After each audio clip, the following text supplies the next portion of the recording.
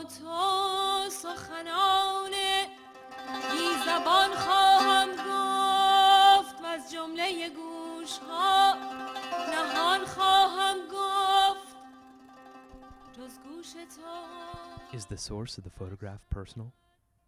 No? You don't think so? But isn't it like the collision of two representations? Because representational painting, this kind of abstract painting, has taken a personal view, involved in expressionism, and then the collision with the photograph, whether it is personal or, in fact, social commentary, will turn it into a National Geographic photograph. So, there seems to be two things going on. One is the homage to the grandparent, but then the actual representational painting, a kind of painting, and the portrait is the representation of a kind of ethnographic portrait that could be seen as deeply alienated and critical, if one sees into the National Geographic, or an irony even.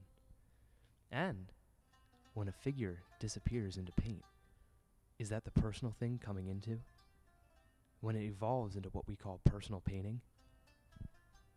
I don't know if I could read these as an ethnographic, but I do feel like there is that very strong sense of not being personal. Maybe because I would stress his depiction of someone close to him, some kind of tenderness in the rendering, or care that is so opposite to almost regression on how he paints this. So the skill is so strange to me, because the emotional reading of those marks don't seem to coincide with the supposed connection it came from. It doesn't feel like a snapshot, it feels formal. Isn't there a kind of collision of two types of desires? One being brushstrokes, exaggeration, investment, and surfaces, with deeply incarved marks, and the other is the very passionate response to painting, which is fetishized as a kind of beauty. Is there a certain assumption that it is so personal that the paintings can't be seen as whether or not they work through possible subjects, like National Geographic, and represents or appropriates a Nepalese woman and create a kind of irony? Is it a colonial taste? We are talking about appropriation, a seizure, a taking off for its own social or anthropological purposes. He steps in and takes in that which he chooses to transform with his own artistic voices.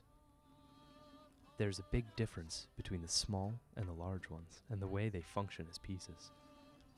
I think it seems much more transformed into a kind of style where the official portraits recede and another kind of composition shows up. And in a sense, fauvism takes place in the smaller one.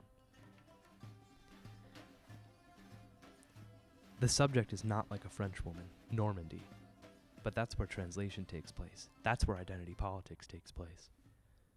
Do you think there is an identity politics addressed here? Reading this as a National Geographic photograph, and without sentiment, not knowing Angad, I see it as more of a construction of Western culture. It becomes, like I saw this lecture on post-colonialism, it becomes this thing where to describe yourself, you have to outline and survey others and then construct an identity around them to entrench your own identity. The way that the painting is constructed corresponds to that and starts to correspond to that idea. I like how they are seemingly aggressive, but then it could be sentimental to certain types of painting and style.